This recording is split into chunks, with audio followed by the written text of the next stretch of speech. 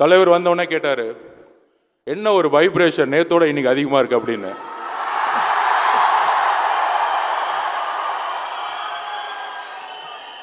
தான் சொன்னேன், இன்னைக்கு கோயம்புத்தூர், கரூர், திருப்பூர் நீலகிரியிலிருந்து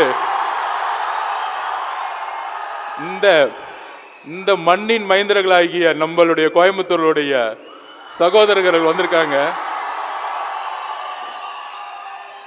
மண்ணுக்கே உரிய ஒரு வெறின்னு சொல்லலாம். அதாவது நேத்து என்ன சொன்னேன்,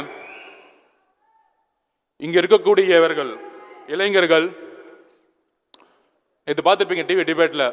இந்த இளைஞர்கள்லாம் வச்சுட்டு இவங்க என்ன பண்ண போறாங்க தம்பிங்களா? அண்ணன் சொன்ன மாதிரி இந்திய எதிர்ப்பு போராட்டம் 1965 நடத்தியது 30 வயதிற்கும் உட்பட்ட இளைஞர்கள் என்பதை மறந்து விடாதீர்கள்.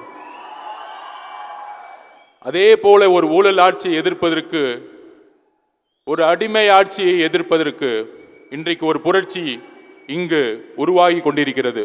புரட்சி எப்பயுமே டக்குன்னு தெரியாது. பொறுமையா அப்படியே ஸ்லோவா மக்களால எப்படி நேற்று ஏர்போர்ட் இறங்குனதுல இருந்து ஹோட்டல் வரத்துக்குள்ள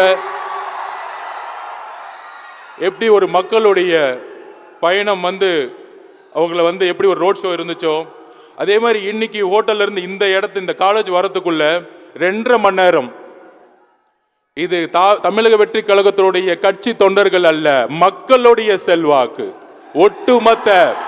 ஒட்டுமொத்த கோயம்புத்தூர் மக்களுடைய செல்வாக்கு. பொதுவா சொல்லுவாங்க, பெரிய பெரிய கட்சிகள் பூத் லெவல் கமிட்டி மீட்டிங் நடத்துவாங்க.